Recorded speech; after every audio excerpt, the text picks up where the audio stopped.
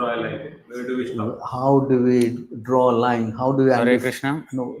His question is, how do we identify one who is faithless? No. Right? No. The question is, okay, Hare Krishna. This is the question and answer session every Thursday with His Grace Sundar Gopāl Prabhu. So we have the first question. We have the first question, which is that in the 9th offense of the 10 offenses against the holy name, we should not preach to the faithless, but in the Bhagavad Gita, Krishna says, those who are preaching, they're dear to me. Is that the? And then we should not preach to the Yeah. There's also instructions in the Bhagavad Gita that we should not disturb those who are not in Krishna consciousness and not preach to them and agitate them. So how to reconcile these two statements? So the first thing is that you must respect the speaker. You must give him a garland. You must put some water. This is the process of faithless. Huh? That means you no respect, and then how I can speak to you? There'll be some storytelling. Huh? Is it correct?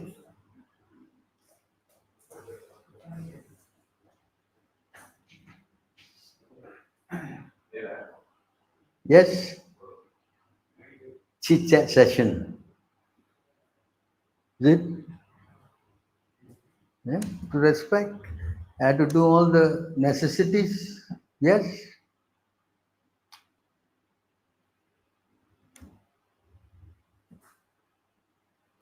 So to get 1 gallon and 1 cup of water, 5 men went. Right?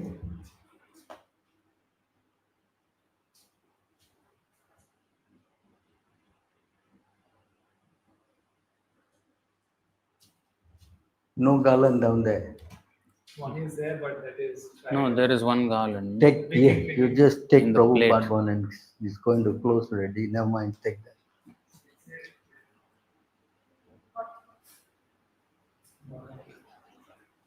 It's a what? Good one now. extra. Jai Nitai Gaur Premanandi. Okay, regarding this question, Krishna has said in 3 places in the one in the Bhagavatam, 2 places in the Bhagavatam, and of course, in the Shishi also is there when he's speaking to Amoga. All right, so let's go to find out what is this verses. Common one, 1867. So you can chant it. Idam tena tapaskaya na bhaktaya kadachana na cha shushrushave vachyam na cha mam yobhyasuyati. Abhya Shuyate means this one is the word. Abhya Shuyate. Envious. So you see the translation? This confidential knowledge may never be explained to those who are not austere or devoted or engaged in devotional service, nor to one who is envious of me. So you see, one thing you have to know, just pirate to this verse. What is that verse? It's a very famous verse. Whoever preaches. Huh?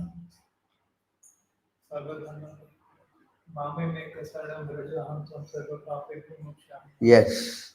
Sarvadharam, so Krishna has said, surrender to me, abandon everything and surrender unto me. Correct? Yes? Then after saying that, he's saying this. That means these 2 verses, 65 and 60, are very, very confidential. You understand? But this cannot be spoken to somebody who is envious of him. You understand? Are you understanding? Okay, see. So those who are envious of me, first he said, those who are not austere or devoted or engaged in devotional service, nor to one who is envious. That means 3 categories. One who is not austere. Another one is One who is not devoted. Not devoted. Another one? Not engaged in devotional service. Not engaged in devotional service. Not engaged in devotional service. Not devotee. And then not. Na tapaskaya. So you see, he has already broken down. You see, he asked you a question, right? He has already broken down who are those people that you should not deal with. One who is not austere, one who is not devoted, and one who is No devotional service. not in devotional service, not devoted, and then not in devotional service, and finally one who is envious. See? So these are the categories of people that you should. But again, in the other one, in 325, 326. 326 and 329. I think it's 326 or 327. 326 and 329. Take out the one. Nabuddhibhedam janayed ajnanam No karma number, sanginam no text number. joshayed sarva karmani vidvan yuktah samacharan. 326. So as not to disrupt the minds of ignorant men attached to the fruitive results of prescribed duties, a learned person should not induce them to stop work.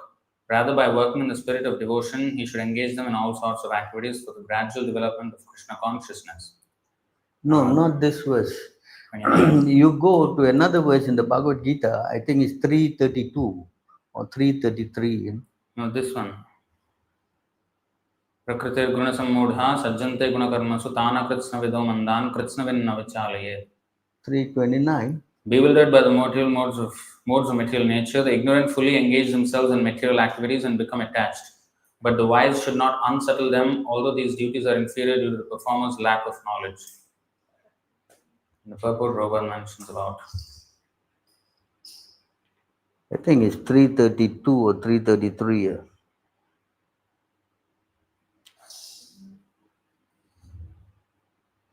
332 is those who don't have faith. Yeah, faithless. This is the faithless.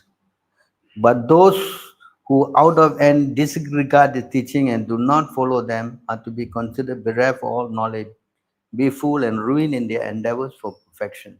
But he didn't say to avoid them. He didn't say to avoid them. Now we are talking about avoiding. So let's go to 27 that Krishna says, don't preach to these people. I just showed the two, 326 and 329.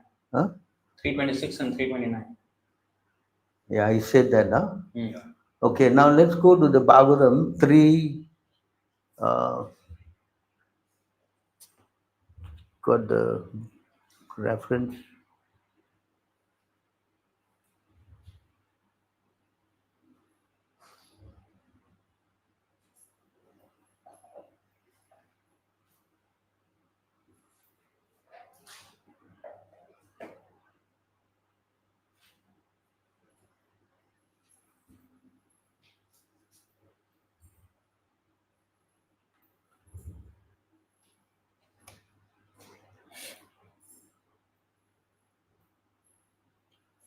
I think I'll take out my mic.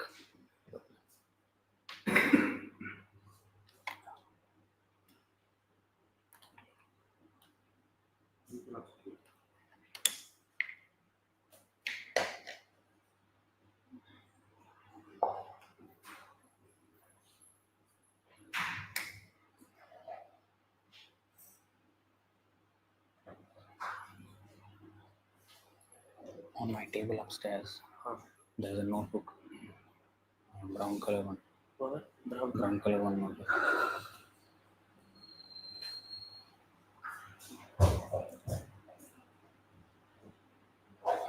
She not spoke. I mean, so many times I've quoted this thing. Where is it now? Should not be spoken to one who is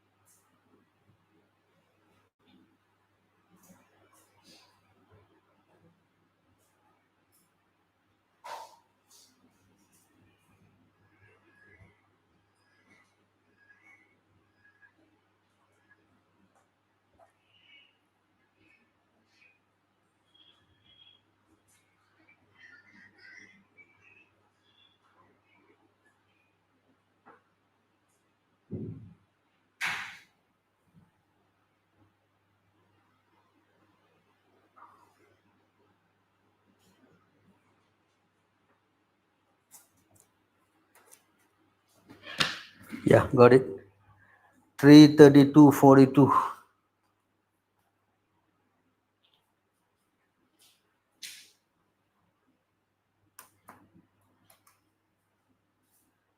Hmm? 30:40 actually. 39. 332:39.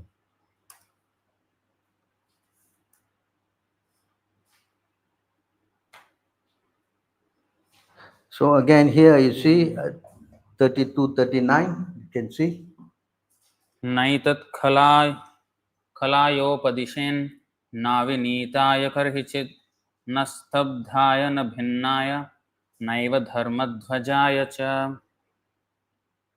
Lord Kapila continued, this instruction is not meant for the envious, for the agnostics, or for persons who are unclean in their behavior, nor is it for hypocrites or for persons who are proud of material possessions. See again, this is even broader, no? Right? Practically, you should not talk to anybody. Maunavrata. Even worse, you see the next verse, more frightening. न लोलुपायोपदिशेन् न ग्रहारूढचेतसे नाभक्ताय च मे जातु न मद्भक्तद्विषामपि. Wow. It is not to be instructed to persons who are too greedy and too attached to family life, nor to persons who are non-devotees and who are envious of the devotees and of the personality of Godhead. See again, see how it becoming more refined, what you can talk, who cannot. But one thing is common, the envious is repeated all the time. Yeah? See? Now we will go to another section, 11, 29, 34.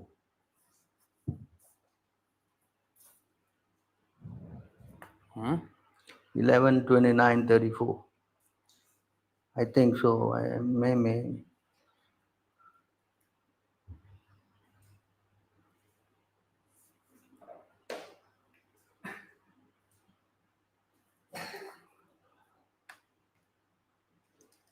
No, it's not 34.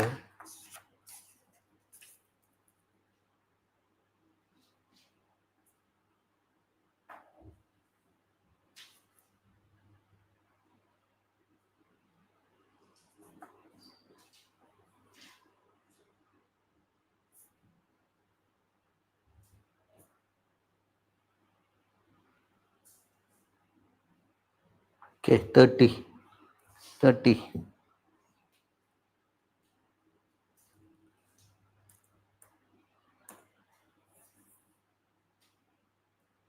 नैतत्त्वया दाम्भिकाय नास्तिकाय शठाय च अशुश्रूषोरभक्ताय दुर्विनि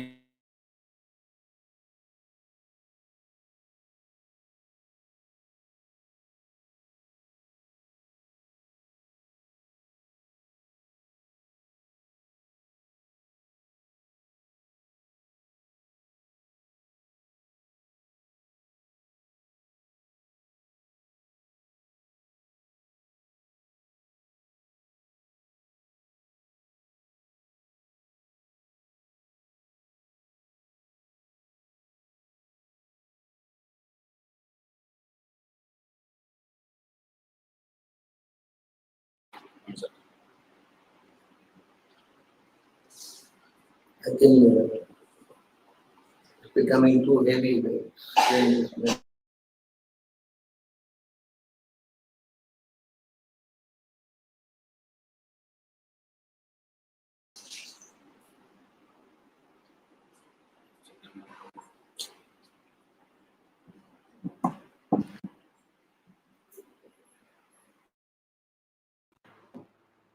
Hare Krishna.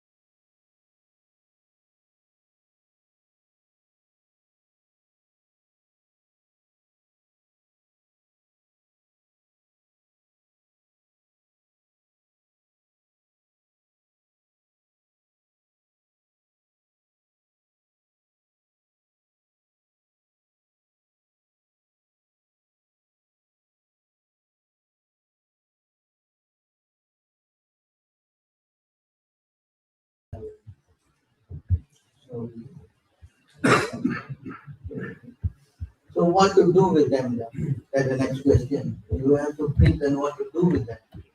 So therefore, we give them some. That's the only thing we can do. Animals, we cannot do anything. What do you do with animals?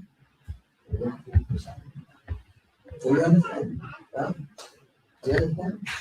So where to draw the line that you have to use your discretion. This person is I remember one incident that I was early days when I was going on preaching, especially with high school. High school is not like that now anymore. Yes, it's broken down a lot of somehow. So there's one place I go, and I went to this man and I was preaching to him, and we got into a big argument. A big argument. I said, no, I'm not going to that. So then one day I went, because there was a neighboring office just beside him, and then this guy, I'm clearing the table, but I went to see him and I just looked at the door like that, and saw the guy sitting inside. I thought I want to, he saw me, he said, come in. I said, what happened? So I went inside. And he said, I'm looking for you, Because those days you don't have phone and, not like Hare Krishna. you can contact someone just like that. It's difficult those days unless you call him and, we don't have what? Nothing. You have to go to the pay phone. Now I don't see any more pay phones. So then, come in, I'm looking for you. I say, why? Because I know if anybody knows this best, it's you. So that shouting and fighting created a, you know what I mean now?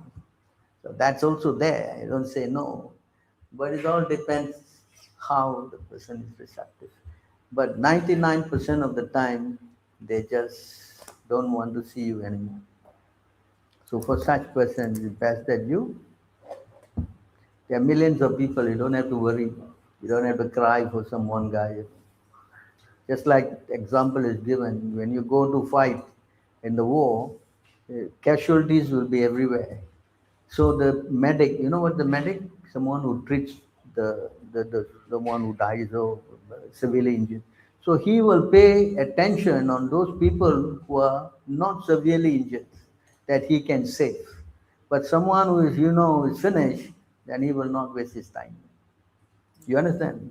So similarly like that, we should try to put our effort on somebody who is receptive. Someone who is dead and gone, and you just have to pray for him and move on. Yeah.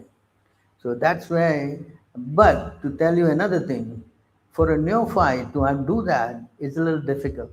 That's why this verse 11, we can't show this anymore. Oh. 11 to 46. So this is the position of one who is a second class devotee. So unless you come to the second class platform, it's very difficult for you to understand who is the envious person. It's not possible for you. You see this point here? Maitreya Kripa Upeksha. You see the word Kripa Upeksha. Upeksha means to disregard or to avoid. Can you translate this? ईश्वरे तदधीनेषु बालिशेषु द्विषत्सु च प्रेम मैत्री कृपोपेक्षा यः करोति समध्यमः. An intermediate or second class devotee called Madhyama Adhikari offers his love to the Supreme Personality of Godhead, is a sincere friend to all the devotees of the Lord, shows mercy to ignorant people who are innocent, and disregards those who are envious of the Supreme Personality of Godhead. So disregard those who are envious. So therefore, that's a big difference between the first class and the second class. Because the first class, he sees everybody as devotee except himself. Understand? He doesn't see any difference between the envious, the friend. He doesn't. That's the first class. So in order to preach, he has to come to the second class platform. You understand? Otherwise, he will not preach. Everybody is devotee. Why should he preach? No need to preach. So for preaching purpose, he has to come to the, and when he comes to second class platform, he will identify, oh, this guy, don't want to talk to them. And also he will be very expert in knowing the position of the others. He can see. You understand? That's the first class devotee, of course, in the second class platform. That's why you see, like us, I mean, especially us, when we come to the movement, we don't know. We don't know what? About Sai Baba and this guy and Aurobindo, and we don't know. Huh? I remember when I was in 1980s, when I was in America, when I was preaching, then there were many Swaminarayan, you know. We don't encounter here because it's mainly with the, you are Gujarati. I stayed in Gujarat, so I know a little bit about. You are? I was in Gujarat. He's not a Gujarati, but he was in Gujarat. He stayed in Gujarat. Oh, Gujarat. So Swaminarayan, many there, you know. So then the guy showed me one verse from the Bhagavatam that the Lord will come as Narayan, Swami Narayan. I was reading there. Oh. How to argue with this guy? What is the point? I don't know, because I mean, look, I joined in 75 and 82 is, you know, how many years? So I was baffled, actually, to tell you honest. Then I read Prabhupada. Prabhupada said, this Swaminarayan said, if Krishna asks me to eat meat, I will also reject him. He said that, you know. So then I learned, oh, if Krishna asks you to do and you reject, then what kind of nonsense you are? Just like Yudhishthira, correct? Krishna told him to tell a lie. He wanted to become a dharma. What do you call that word? Dharma what? Dharmaraj. Yes? And that is not very good. That's why he had to see hell. You understand? So then Prabhupada explained that. Guys, so when Prabhupada explained that, then we understand, or rather I understand, that what's the position of this guy. You follow? So to follow somebody who rejects Krishna, that's not very good. So you see, that's how we learn. Okay, to bring you even to another point further, I was just reading the other day. It is in 11 to 47. In the purport, Prabhupada explained that a neophyte devotee will criticize the second class devotees. This spoken by Madhvacharya, very important point. Can you go down to the purport? You will see that he thinks because the second class is criticizing, no, this Baba, that Baba, we are preachers, we are just, but the third class, he will think that the second class is bogus. He should not do such a thing. He should, you know, like nowadays, that's what they're telling us. Because we are actually, ISKM is the only one who's boldly preaching, and these neophytes are criticizing us. And you see what Madhvacharya says here. Sri Madhvacharya states, Archayam eva samsthitam Vishnum gyatva tad anyatra naiva janati yah puman.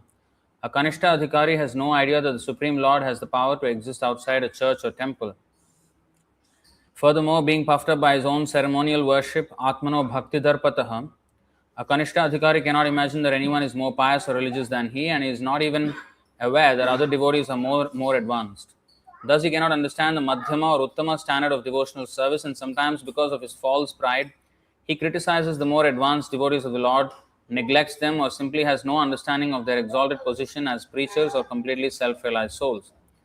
Another symptom of the Kanishta Adhikari is that he is infatuated by the material qualifications of so-called great materialistic persons. Having a bodily concept of life himself, he is attracted by material opulence and thus minimizes the position of Supreme Lord Vishnu. Such a Kanishta Adhikari, therefore, is disturbed if a second-class devotee criticizes the non-devotees of the Lord. In the name of compassion or kindness, a Kanishta Adhikari approves of the non-devotional activities of such materialistic men.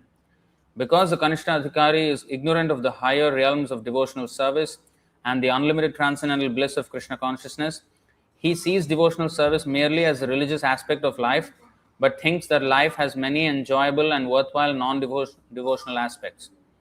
Therefore, he becomes angry when second-class devotees who are experiencing that Krishna is everything criticize the non-devotees.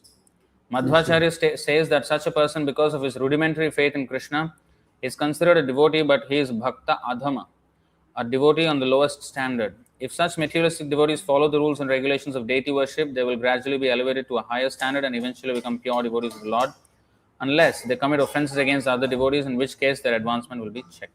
See this point here? They criticize the preachers.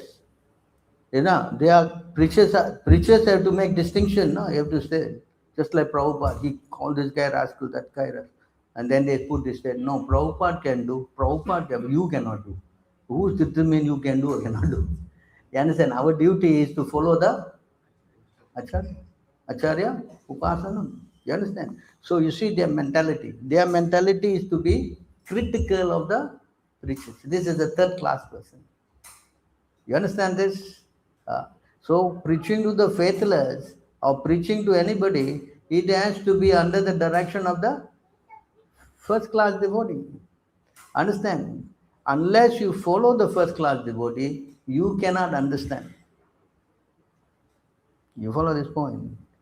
Understand? Otherwise, you will make a mistake. You will start thinking that how he can say this about so and so. No, he should not criticize. Now this is a very big topic, among especially ISKCON and HKM and all these guys. They criticize us.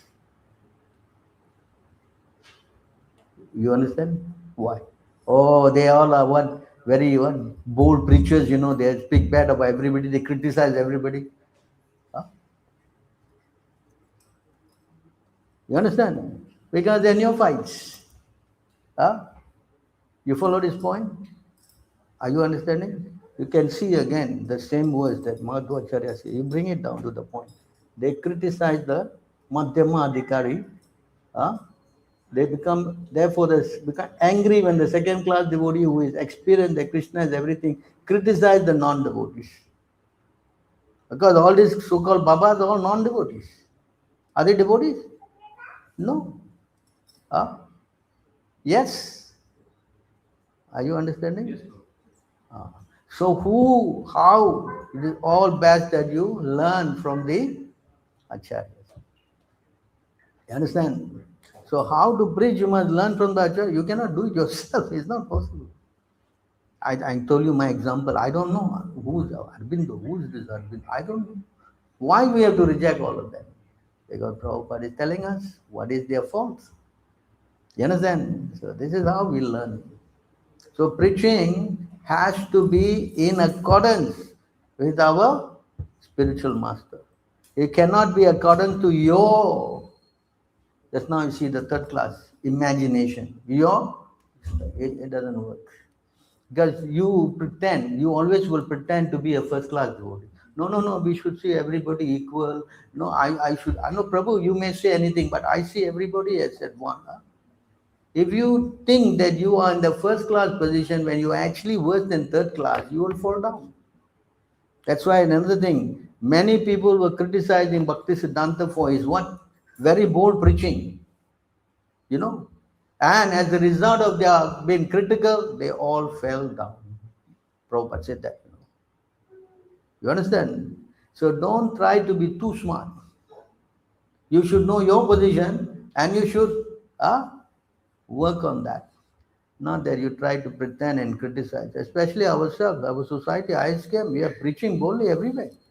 And if you play the card, no, Prabhu, I don't think you should. There's some devotees in our ISKM say like that.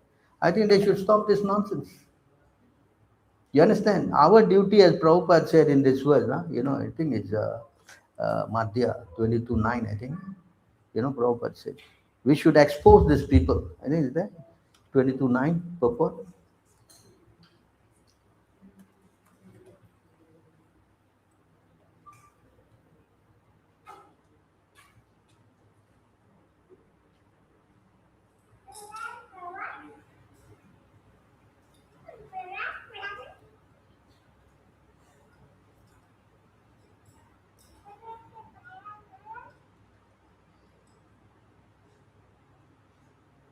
See there, see?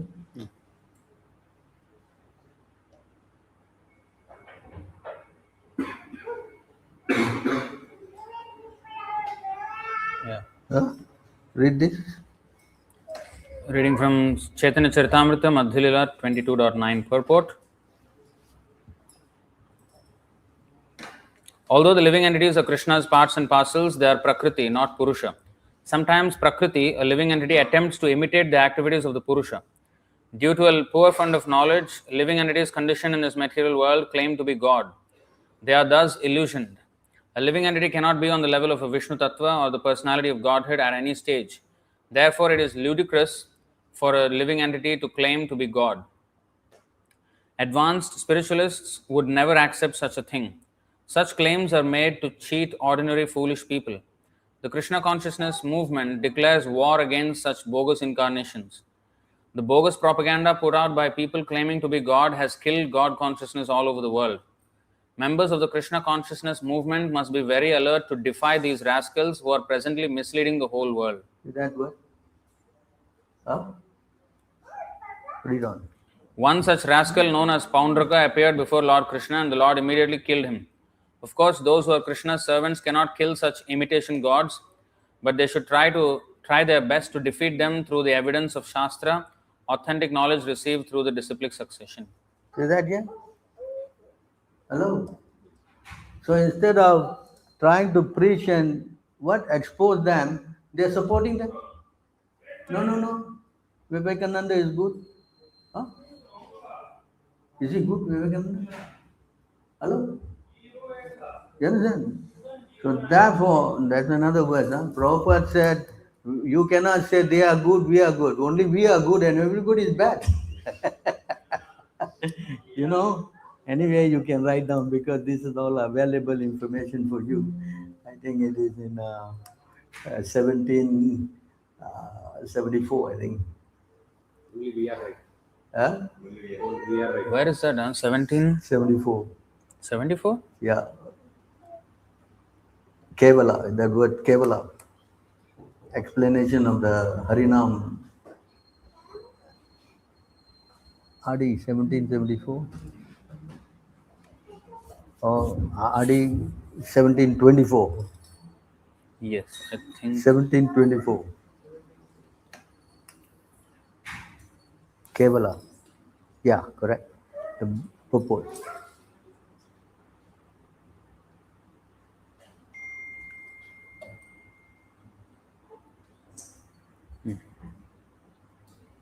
Our Krishna consciousness movement stresses the chanting of the Hare Krishna mantra only, whereas those who do not know the secret of success for this age of Kali unnecessarily indulge in the cultivation of knowledge, the practice of mystic yoga, or the performance of fruitive activities or useless austerities. They are simply wasting their time and misleading their followers. When we point this out very plainly to an audience, members of opposing groups become angry at us. See that? Huh? Read on. But according to the injunctions of the Shastras, we cannot make compromises with these so-called jnanis, yogis, karmis and tapasvis. When they say they are as good as we are, we must say that only we are good and that they are not good. This is not our obstinacy, it is the injunction of the Shastras. We must not deviate from the injunctions of the Shastras. This is confirmed in the next verse of Chaitanya Charitamrita. So you see that? We cannot deviate from the Shastra. You cannot be sentimental. Cannot be? No way. Because you do that, then spiritually you are implicated. If you go to an assembly, you don't speak out. You what? When you know there's some impropriety, correct? Then you know where that was? 10:44:10. You understand? Yeah, you cannot just play dumb, you know. There's another word for that. Oh, okay. Yeah. Especially you guys are traveling now. Premananda Maharaj. No. Yeah. Prabhu, everything is good, Prabhu. You good, we good, everybody good, yeah? Hello? Understand? You better draw a line, boy. Where? Whose disciple you are? The same Prabhu, everybody. Because why? You don't say, you cannot get prasadam. Yeah? You have to be bold, to draw the line. Get it? Yes. See this verse? When you go to the Sabhyam, न सभां प्रविशेत् प्राज्ञः सभ्य दोषान् अनुस्मरन् अब्रुवन् विब्रुवन्नज्ञो नरः किल्बिषमश्नुते. A wise person should not enter an assembly if he knows the participants there are committing acts of impropriety. And if having entered such an assembly, he fails to speak the truth, speaks falsely, or pleads ignorance, he will certainly incur sin. Right? So don't try to play this what? Uttama Adhikari role when you are worse than an Kanishta. You must know that. You understand? Yeah? And you don't criticize the preachers. Don't do that. That is also makes you become faithless. You become what? Think you know better. You think you don't know. You have to learn. You understand? This is very important. Understand? This is how Prabhupada draw the line with us and everybody else. We are not here to play the card, Everybody is okay. Huh? You understand? That is our movement. Our movement, we don't compromise. Anything against the Shastra. You follow? Clear? I think pretty much sum up this thing. At 11, 1830 is there, right? 11? 1830. Put up.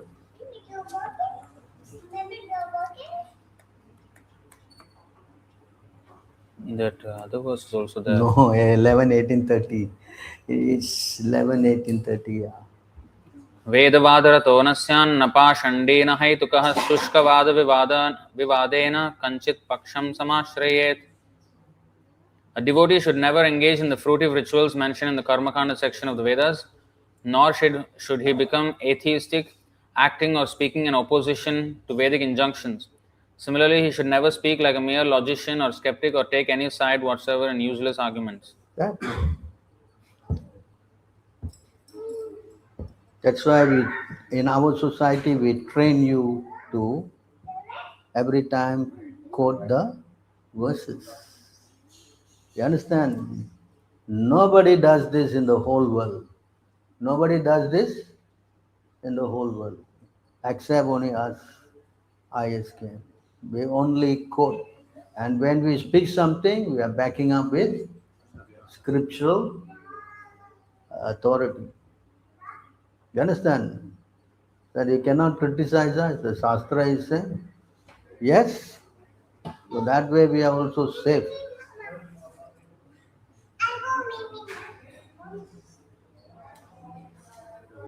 Huh? Any other questions? Already it is 9 o'clock already. One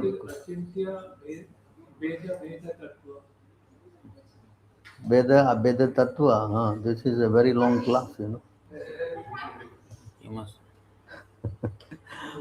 Achintya means inconceivable.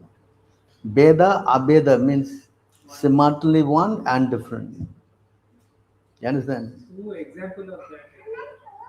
I have a class. I was just reading the class, and Prabhupada was giving a class on this point. And he was giving examples, just like he says about the body and the soul. They all come from Krishna. At the same time, the soul is different from the body.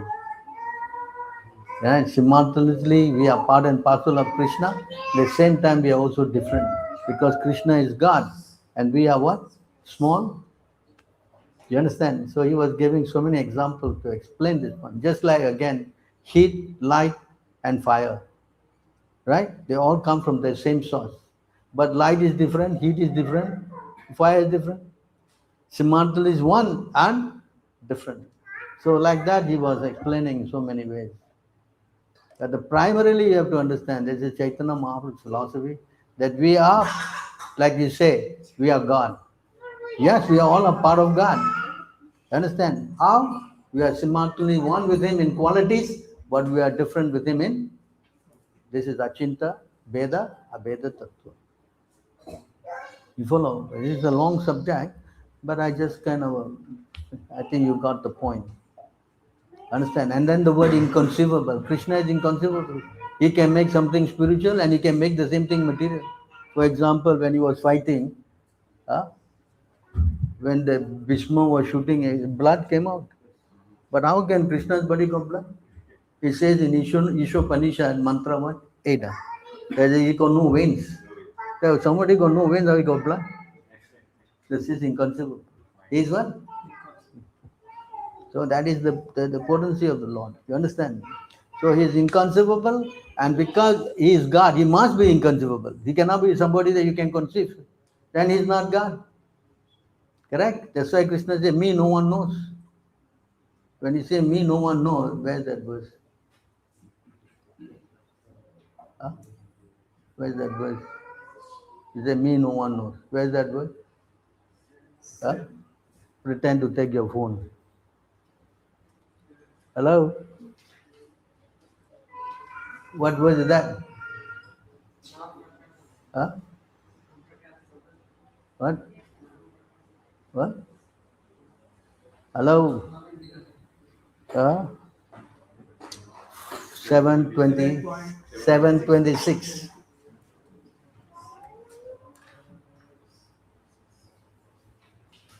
वेदाहं समतीतानि वर्तमानानि च अर्जुन भविष्याणि च भूतानि मां तु वेद न कश्चन. O Arjuna, as the Supreme Personality of Godhead, I know everything that has happened in the past, all that is happening in the present, and all things that are yet to come. I also know all living entities, but me no one knows. Correct? Me no one? Nobody can know Krishna. You understand? Hello? But the Indian man, he knows. I know. Always you try to sell a book. No, I know, Prabhu, I know everything. Huh? When this Bhagavad Gita came? Oh, that I don't know. Huh? You understand? Common thing. You follow? So what is Sabda Brahma? Huh? Sabda Brahma. Sabdya Brahma. No, Sabda Brahman. Sabda Brahma. Sabda means sound. Brahman means the Lord. So in 6.44 it is mentioned that somebody who has heard the Sabda Brahma in his previous life then comes to this spiritual practice. Sabda Brahman means just like Brahma was sitting and he heard the vibration. Correct? So anything coming from the Lord is Sabda, sound from the Lord. Translation. And then, so what comes from the Lord is Veda. Correct? So whoever has heard in previous life, then he will become this life. Krishna says, Bahunam Janmanam Ante Jnanavan Mam Prabhajanti. Yes? Understand? Without hearing from the Lord, you cannot become a devotee. That's not possible. You understand? And you can only hear through his representative. Correct? That's why Krishna said to have the Veda, the living entity. What is that verse? 21 to 2. To have the living entities, I have given the Jivere what? Kripa. Jivere Kripa. Then I have given this Veda Puran. Jivere Kripa Hoila Krishna Veda Puran. Okay? Translation. The conditioned soul cannot revive his Krishna consciousness by his own effort. But out of causeless mercy, Lord Krishna compiled the Vedic literature and it supplements the Puranas. See that? So you have to hear this Sabda Brahman. These are called Sabda Brahman. But if you hear Maya, then what happens? Two different. Understand? And that's explained in 1087, 38. That if you hear this Maya, what will happen to you? This is what will happen. You see? You can chant. Sayadajayatvajamanusayita gunamscha jushan bhajati sarupatam tadanumrityumapeta bhaga tvamuta jahasitamahirivatvacha bhago mahasi mahiya seshta gunite parimeya bhaga. The illusory material nature attracts the minute living entity to embrace her, and as a result, he assumes forms composed of her qualities. Subsequently, he loses all his spiritual qualities and must undergo repeated deaths. You, however, avoid the material energy in the same way that a snake abandons its old skin. Glorious in your possession of 8 mystic perfections, you enjoy unlimited opulences. So if you hear Maya, what happens? You lose all your spiritual qualities. You understand? A classic example is who? Who is the classic example of that? Who? Huh? Who?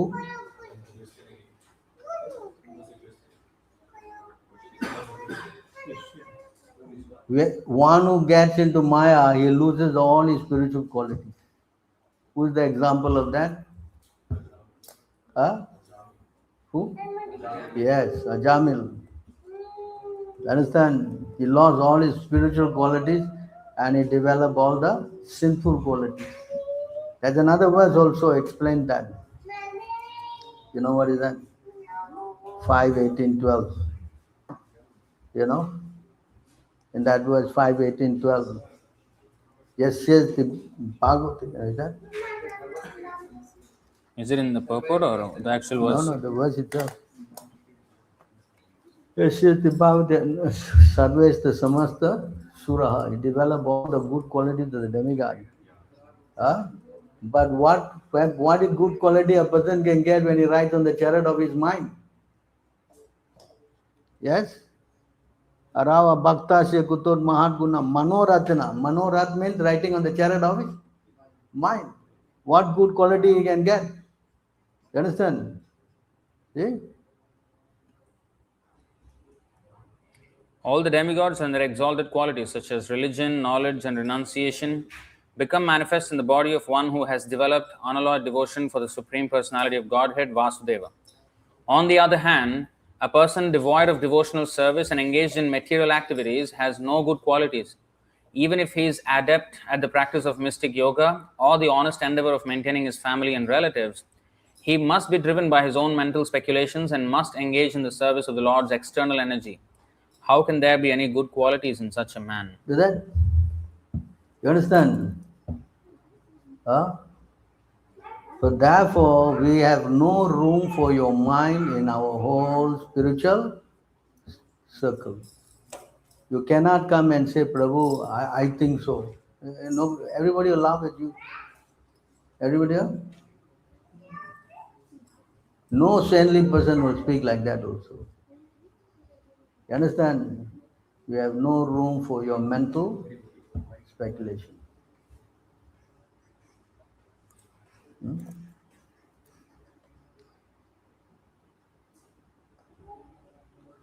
Mental speculation can only give a lot of miseries.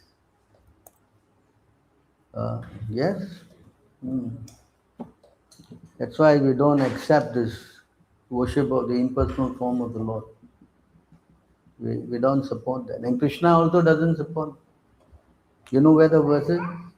He say you worship the impersonal, you get into a lot of trouble.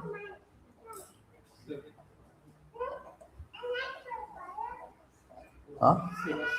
Where he says that? If you worship the impersonal, you get a lot of trouble. Come on, you must know this by the fingertips. Hello?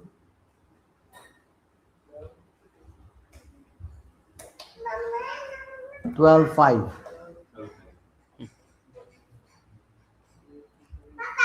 So the word is there, klesa. Klesa means what? Difficulty. Klesa means what? Problem. You understand?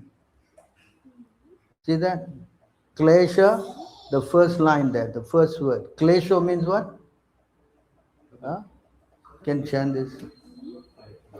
क्लेशोऽधिकतरस्तेषाम् अव्यक्तासक्तचेतसाम् अव्यक्ता हि गतिर्दुःखं देहवद्भिरवाप्यते. Gatir dukam, misery. Klesha, difficulty. Yeah, you see? अव्यक्तासक्त. See? You read? See? You see the translation, klesha? Trouble. See? Trouble. Klesam. I think in Hindi, your language, everybody's language, the word klesha is there, no? Yeah? Yes? See? Hindi, what? Klesha. Klesh. What? Do you use? Not much. Klesh. We use? Because they use the Urdu word. They don't have Hindi, they have Urdu. Pakistan. For those whose minds are attached to the unmanifested impersonal feature of the Supreme, advancement is very troublesome. To make progress in that discipline is always difficult for those who are embodied. See that? So you go to this impersonal program, there's only going to be Problem. There's a question. Who? There's one preacher, Mayavadi preacher, young preacher, educated, but Mayavadi. So he's saying Saguna and Nirguna Brahman. Nirguna Brahman is not easy. So for many people, Sagun Brahman is described in the Upanishads, and therefore, when Krishna or something, that is Sagun Brahman. But Nirgun Brahman is the real thing. Yeah, it is difficult. That's why people cannot do it. So they are given easy job, which is devotion. For common pen, the easy thing is given. For more advanced people, they can go through this. The real thing, the troublesome. Says who says him. Yeah. He says, better than Krishna. In this verse, Krishna says this, right? All right. You go to the word 12, 5, 6 and 7, what Krishna says now. And this guy is talking about Nirguna and Saguna, right? Huh? Actually, many people. See, you go to 6 and 7 and read. See, you go to 6, 7 together. You see what he says here. ये तु सर्वाणि कर्माणि मयि सन्न्यस्य मत्पराः अनन्येनैव योगेन मां ध्यायन्त उपासते तेषामहं समुद्धर्ता मृत्युसंसारसागरात् भवामि न चिरात् पार्थं मय्यावेशितचेतसाम्. This is Nachirat. What is Nachirat? Huh? Quickly. So you see here what Krishna says. Read this. But those who worship me, giving up all their activities unto me and being devoted to me without deviation, engaged in devotional service, and always meditating upon me, having fixed their minds upon me, O son of Pritha, for them I am the swift deliverer from the ocean of birth and death. What is this? Does it say about the Nirguna as the ultimate? Huh? Actually, maybe devotees don't know what is Saguna and Nirguna Brahma. You explain? You explain? So, yeah, explain. So, the Brahman, whom the Brahman, Paramatma and Bhagavan, You got to use your mic. They will hear. Brahman, Paramatma and Bhagavan are the three stages, but the Mayavadis, they only know until Brahman. They don't know the supremacy of Bhagavan and or the superior nature of Paramatma. And Brahma is without material qualities. All three stages of absolute truth, because being absolute, above the three modes. So, but they only know Brahman. So they think that is Nirguna. Nirguna means above the three modes. When such Nirgun Brahman comes into this world, he accepts a body, material body, which is Saguna, with the three gunas. So he comes mostly in Sattvagun, they say.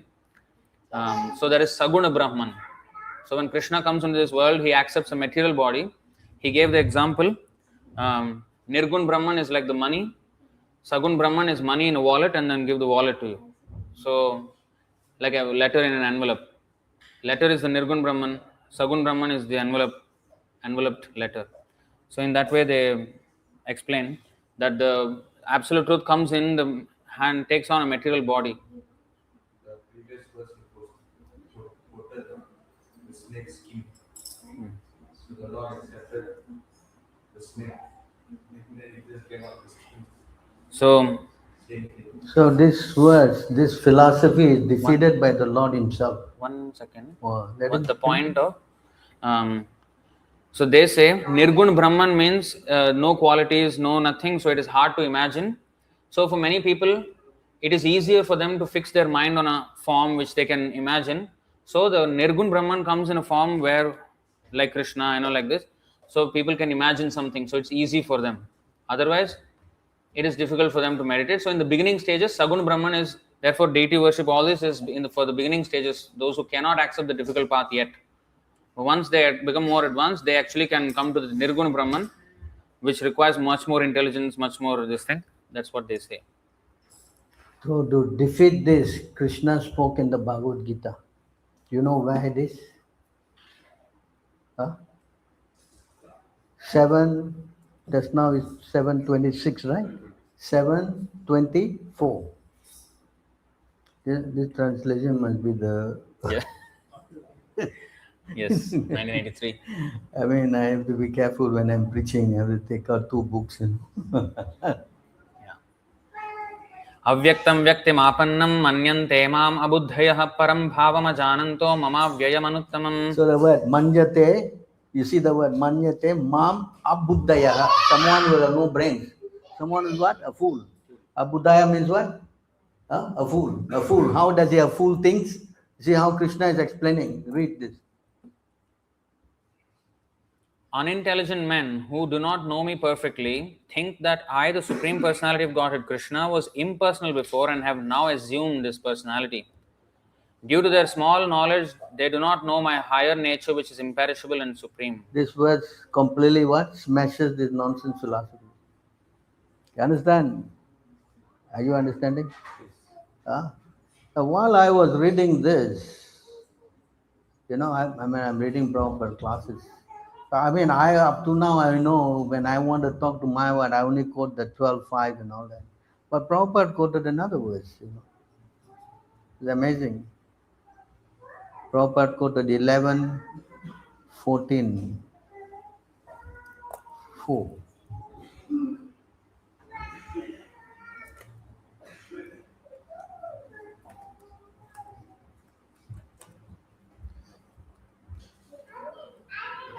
No, not this. That verse, that Jnana Prayasam Udapasya, the next verse. 11, what? No, not 11, 10. 10, 14, yeah. 10, 14, 4, yeah. Yes. Chan.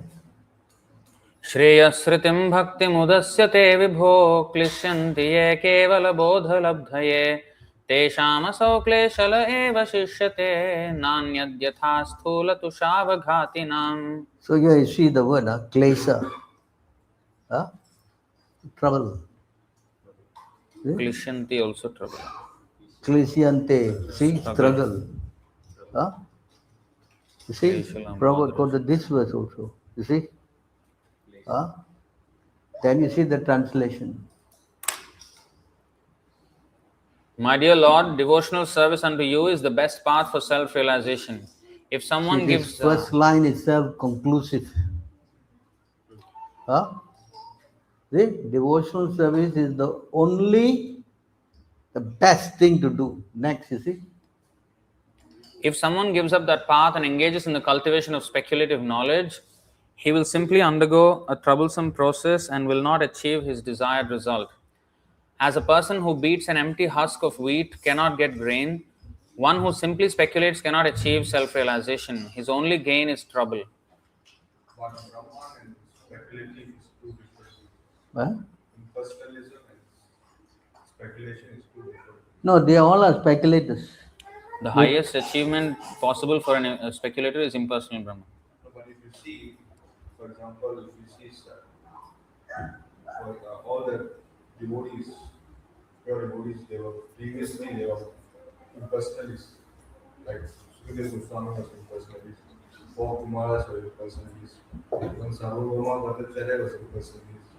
So why is it that they have to come in that position first? Why not straight pure devotees? Why they will come as impersonalists? See, God realization is in 3 stages. Right? So the first stage of God realization is the impersonal aspect. So then there's another verse, 24. 24, 145? 145. Yeah. 125. 125. The plug, he put his hand, it's risky, he put his hand in the plug, his little finger. Is this the verse? Yeah. Aho mahatman bahudosha dushtoप्येकेन bhatyesha bhavo gunena satsangamakhena sukhavahena kritadyano yena krishamo muksha. O great learned devotee, although there are many faults in this material world, there is one good opportunity, the association with devotees. Such association brings about great happiness. Due to this good quality, our strong desire to achieve liberation by merging into the Brahman effulgence has become weakened. See that?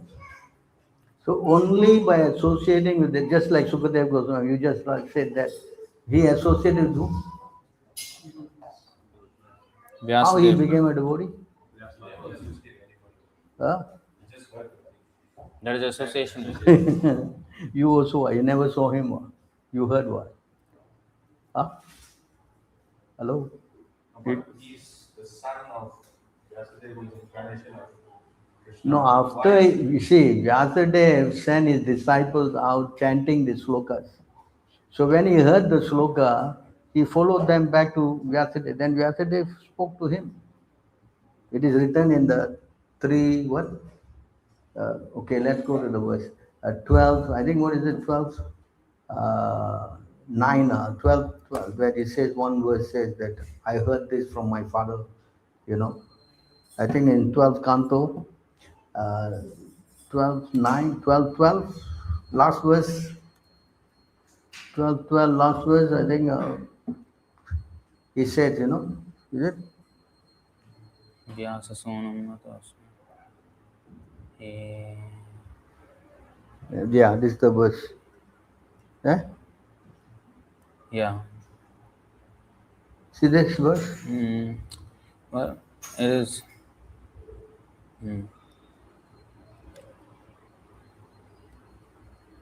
I'll just read the translation for now. Let me offer my respectful obeisances unto my spiritual master, the son of Vyasadeva, Sukadeva Goswami. It is he who defeats all inauspicious things within this universe. Although in the beginning he was absorbed in the happiness of Brahman realization and was living in a secluded place, giving up all other types of consciousness, he became attracted by the pleasing, most melodious pastimes of Lord Sri Krishna. He therefore mercifully spoke this supreme Purana, Srimad Bhagavatam, which is the bright light of the absolute truth and which describes the activities of the Lord. Then another verse is there also, that how he heard it from, I think it's 1, 5, 1, 4, 1, 4, I think, or 1, 3. Yeah. That Vyasadeva, you know, wrote this Bhagavatam and he spoke to his son. There's the 2 verses are there. Remember? You see this one, 178. Samhitam Bhagavatim Kritvanukrumya Chatmajam Shukamadhyapayamasan Nivritin Niratam Munihim. The great sage Vyasadeva, after compiling the Srimad Bhagavatam and revising it, taught it to his own son Sri Shukadeva Goswami, who was already engaged in self-realization. See? So there are some more verses also there, but anyway, this is sufficient. And then this chapter, Madhya Lila 24, describes how impersonalists all became devotees. Giving the example of Sukadeva Goswami, giving example of the, what is it? The 4 Kumaras, and speaking of the 9 Navayogendras, you know, all were impersonalists and they became devotees. So 24 Madhya Lila, you read, you see all these things. How they became. Sukadeva Goswami hearing Bhagavatam. The 4 Kumaras, how? How? They smell the manjari, you know, when they bow down to the Lord, they smell the manjari on his feet, and that smell, they became. And then the Navayogendras, they heard. They heard from, I think they heard from, I don't know, I have to check again. Not Narada, I may be wrong, I don't know, but they heard from someone. So it is there in 24. You have to see that for the 9 Navayogendras. But an impersonalist may always smell Tulsi. What was so new that the Kumaras did not know about Tulsi or what? Until then. See, They would have. They had the personal association a lot. That makes a big difference.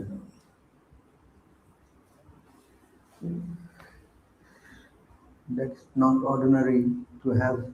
Of course, you're smelling Tulsi everywhere. But They were personally not come, they were all the way to they went to the gate, they don't go inside. they were qualified to do it. Actually, the Lord wanted to deliver them. That's why He gave them the permission to come. He had another reason also. He wanted Jai and Vijay to go down. So the Lord, you know, of course, unless the Lord sanction, how it can happen. You understand?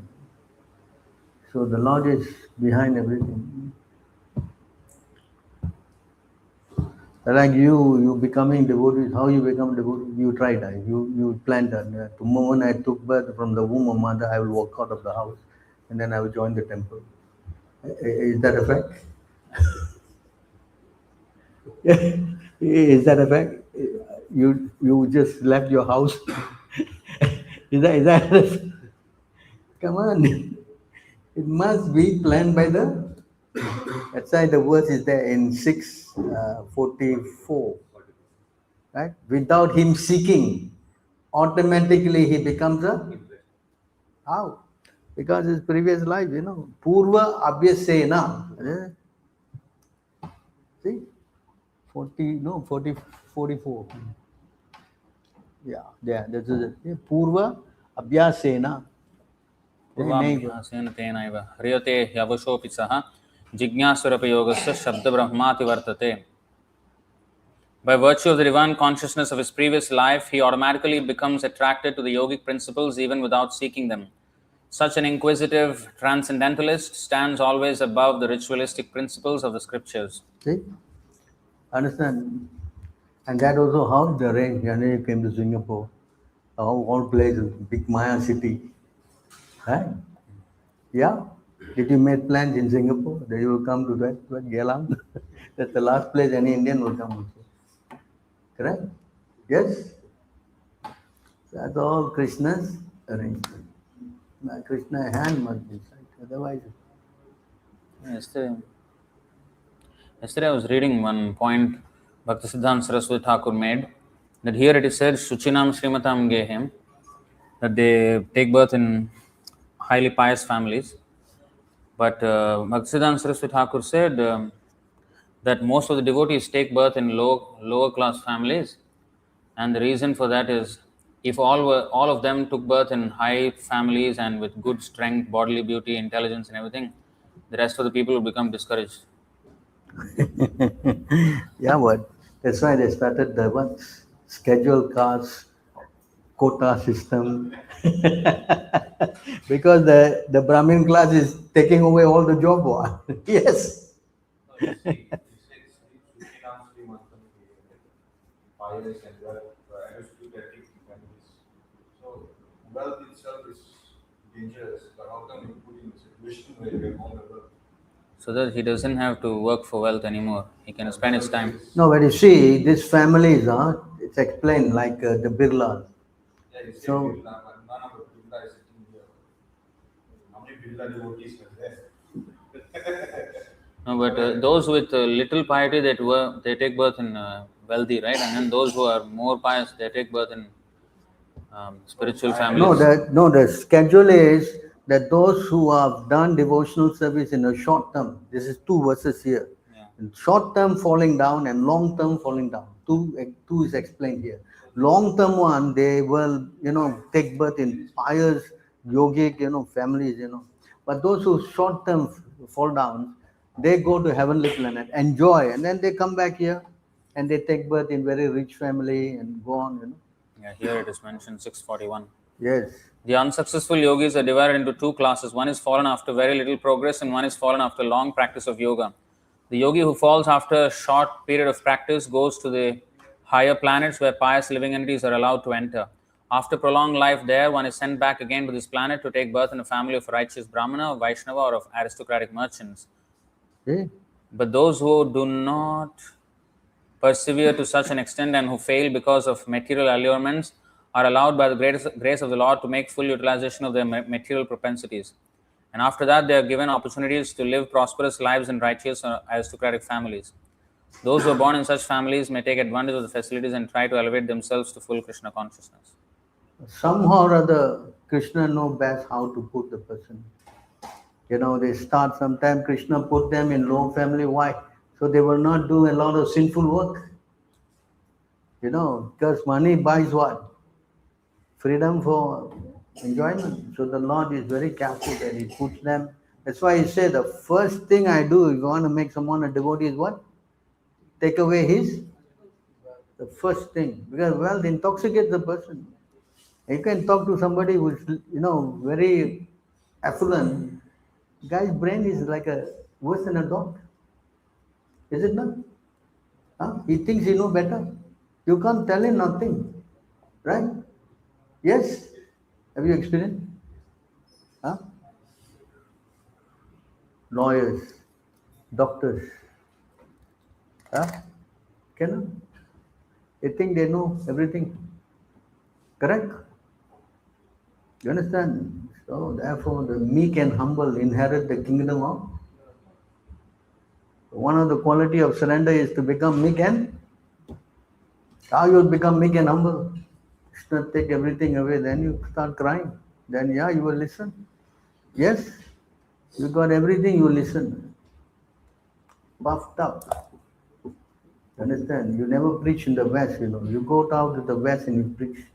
I remember I was distributing books, you know. There's American dollar, you know, 7 feet almost. You know, I'm even 5 feet, so I don't know how my height, something very, very small. Right? Get away! Whoa. I think you're trying to distribute books. You understand? Nearly I made fell down. That kind of violent they are. You understand? You think that they are proud, they think they're white, they think they know everything. You don't have the experience. Yeah, I think I should take you out there. And you see, you understand? I mean, spiritual life, you experience and how you see preaching. Understand? Indians are the most timid people. Yes, sir, yes, sir. Swamiji, and this guy is worse than an animal. You understand? I remember we were doing Harinam and they were throwing all cans at us, bad beer cans. I remember one time we were doing in Houston, you know, in America at that time they had this fashion, you know, these big trucks, you know, that actually is a small truck, but they put the big wheels, you know. Have you seen that? Yeah. I don't know if it's a fashion now, but those days, wow. And the guy came driving it at the Sankirtan party. Hello. I tell you, so they are violent because they think they are what? Superior. You follow? I don't know how. Even Prabhupada was also experiencing. He was in the Bowery. He was telling how he got typewriter stolen, his recorder was stolen, everything was stolen. But very interestingly, he sold his Bhagavatams to maintain himself. 1 year. To whom he was selling Bhagavatams? $16 only he's selling. To whom he was selling Bhagavatams? You selling how much? 300 over. No, in first canto only, $16. 3 books. He's selling for $16. And he survived. we are selling for $19. Our Singapore dollars. Our one book is $25. Bhagavatam 18 books for 350, less than 20 rupees. So he was typing 3 books. He did it already before he went to America. He took 200 sets of first canto. That was his only wealth, that trunk of books. First book he sold to the captain himself. I'm going down, I don't have dollars. Can you help me? He bought 1 set. And for $16 he went into America. Would you go in $16? He gave him 20. Huh? He gave him 20. Yeah, I gave him 20. Really? Hello. He said what? When I got down, I don't know to turn left or turn right. How many of you been to the States? Next year tour is going to the States. You don't go to all these India temple. You go to the States. The next year, okay?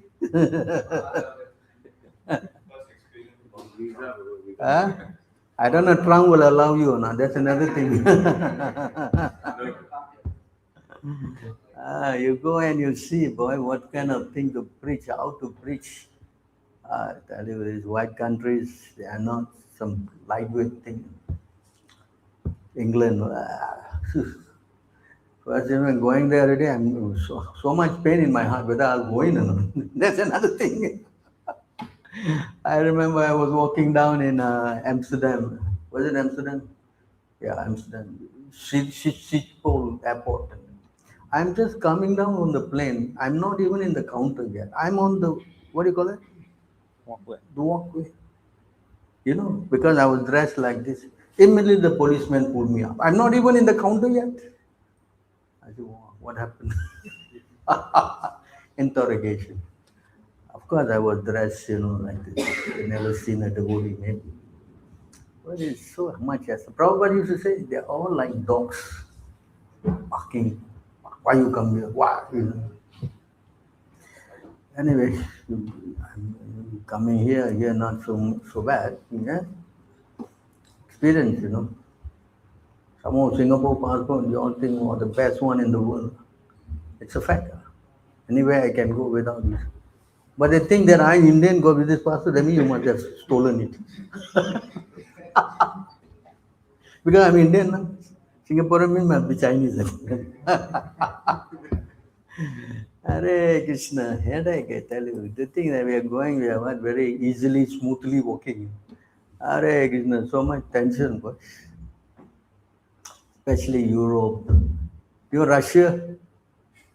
Everybody they're going to close the airport, That kind of airport is a small airport. They want to close it. This guy is still in the counter. No, interrogation room. Interrogation room. We thought India and Russia good relations will be best welcome. We will get the worst. We got exceptional welcome. Airport was going to close. He is still inside. Hare Krishna. For the preaching, China, we didn't have. He got caught. There's Subal, because he's black, no? Like they think he was African. He pulled him up. He African, they think him. What is same one? African him. America, you won't have problem. There's so many black there. China, immediately. See, they have, because one who is in the bodily platform is always what? Like animal, barking at each other. That's animal consciousness. That's why it says you should not be in that consciousness. Spiritually, it's a no-go. If you want to make advancement, you must come out of this body. And that's the first lesson Krishna spoke. You are not the body, Arjuna. Right? So to cross that, you need to be, at least you should come to the mode of goodness. And goodness is Brahminical. But above goodness is Vaishnava. They are two different. You understand? That's why being Brahminical is not conclusive. Okay, I think we better stop now. So already you guys have to go also.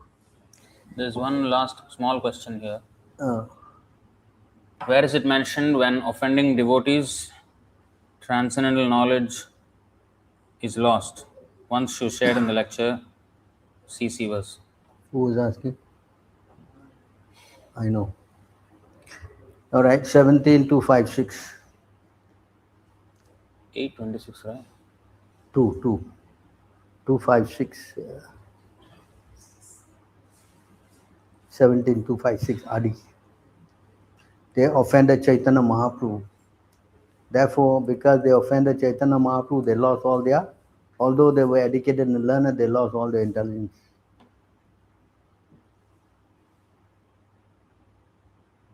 257. 257, yeah. प्रभुर निंदाय शबार बुद्धि होइल नाश सुपठित विद्याकारो ना होय प्रकाश. When all the students thus resolved criticizing Sri Chaitanya Mahaprabhu, their intelligence was spoiled. Thus, although they were learned scholars, because of this offense, the essence of knowledge was not manifest in them. 826 also, right? This Ramachandra Puri. That one he got material desires. No, which is also impersonalism. Yeah, he lost his intelligence, but this is very specific. When offending devotees. Offending devotees is 15 to 61. 15 to 61, Madhya.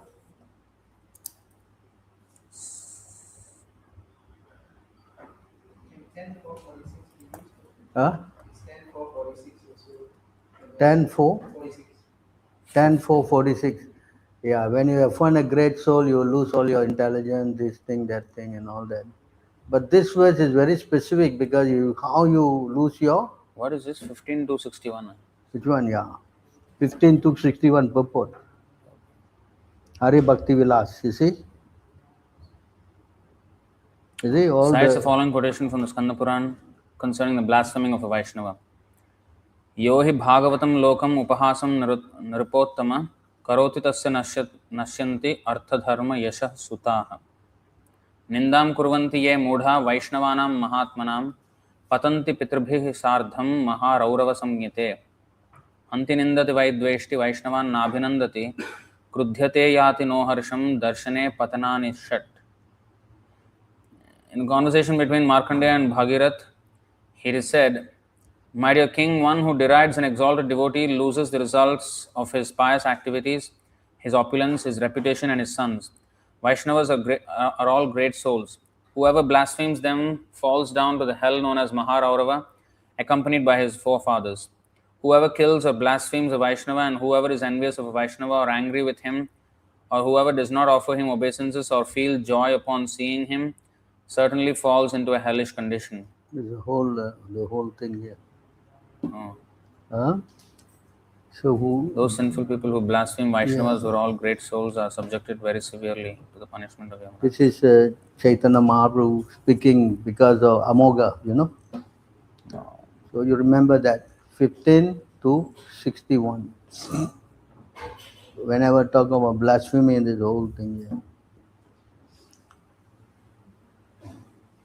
All right. Anything else? I don't think next week we can have a class. Nobody will be here. Yeah, next 2 weeks. 10, 10, 4. That's the one he just It's said. the same one. That's when you offend a great soul, you lose your... That is spoken because of Kamsa. Kamsa, he offended, you know, so because of his thing, this verse was spoken. Can take it out also, can show 10:4:46. The last verse. आयु श्रियं यशो धर्मं लोकान् आशीष एव च हन्ति श्रेयांसि सर्वाणि पुंसो महदतिक्रमः. My dear king, when a man persecutes great souls, all his benedictions of longevity, beauty, fame, religion, blessings, and promotion to higher planets will be destroyed. So this verse is a little different. It doesn't say you lose your intelligence. Understand? The question is about losing your intelligence. So you have to quote the proper words for the... You understand? So that 17 was...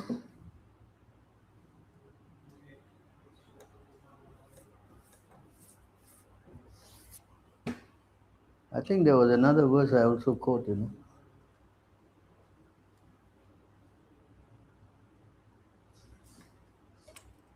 Anyway, 12:10 is also, once you deviate from the Guru's order, you become useless. Useless means what? Cannot think. Right?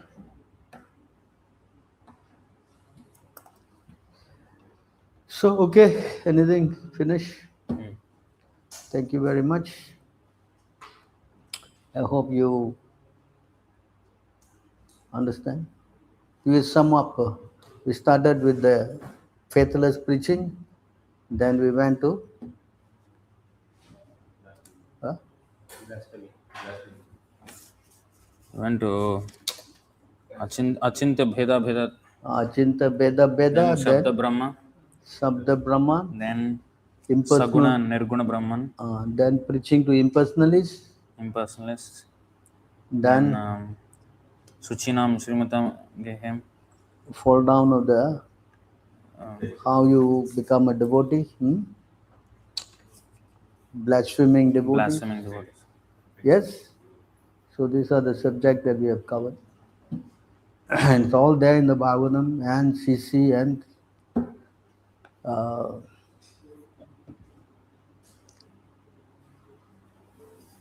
today I was hearing this one very important verse. I never knew. 284. It's actually a glorification of Bhagavatam. So you can use this for selling your Bhagavatam. 284, 285, all शृण्वतः श्रद्धया नित्यं गृणतश्च स्वचेष्टितं कालेन नातिदीर्घेन भगवान् विशते हृदि. Persons who hear Srimad Bhagavatam regularly and are always taking the matter very seriously will have the personality of Godhead Sri Krishna manifested in their hearts within a short time. See that? So if you read Bhagavatam, Prabhupada was quoting this verse. And when I'm reading his classes, so I saw this. I never knew it was there. So because this chapter is preceding 2.9. 2.9 is where we quote a lot of verses. You know? 2.9 is very, very important for us, especially Ritwiks. You must have personal current link. Prabhu, when he says personality of Godhead, Sri Krishna manifested in their hearts within a short time. So manifest within a short time means you see the Lord in the heart, or you get the. Prabhupada said either you see the Lord or you experience the Lord. You understand? The same. That means, see, now you're practicing devotional service in the neophyte stage. In the neophyte stage, you have doubts whether the Lord is there, whether this is there. You understand? You follow? Your conviction is not. But when you experience the Lord or you see the Lord, then that's another thing. That means what? Your faith what? Comes to the first class platform. That's why first class devotees are seeing the Lord. You know, they see everywhere the Lord. Everything reminds of the Lord. And that's what? So that means you become from third class devotee to the first class by regularly reading with faith and seriously practicing. Then you see. You understand? Otherwise, in the neophyte stage, that's why he falls down. Why he falls down? Because he's not sure, no? Correct? Whether this is really true. I mean, is there Krishna there? Will he be? Is all what? Doubts. Correct? So it says it manifests in your heart. He's already there in your heart, but how you will manifest? And you really experience it. You understand? And this is the verse in the Bhagavad Gita 6:30. One who sees me everywhere and sees everything in me is never lost. Right? Yo mam pashyati sarvatra, sarvam yo mam pashyati. That. So try to understand. That's why we have to associate with people who are associating with the Lord directly. You understand? And what is the qualification of them? And they will be able to reveal Krishna to you. Because they have Krishna in the heart. That's why they are speaking confidently like Prabhupada. How do you write this book, you know? He said, I sitting and Krishna is speaking, dictating, and I writing. And what is his name? Rameshwara. He's trying to be. No, what he meant is that he was trying to say, no, you know what he was thinking, downplaying that Prabhupada said that he's sitting and he's hearing and he's editing. He said, no, what he meant, and the Prabhupada said, no, I am sitting and Krishna is speaking and I am writing. And he kept quiet. You understand? That's the difference between a pure devotee and someone who is. You follow? He also consulted the previous Acharya's commentaries also. The? Prabhupada. He also consulted the previous Acharya's commentaries sometimes. Yes.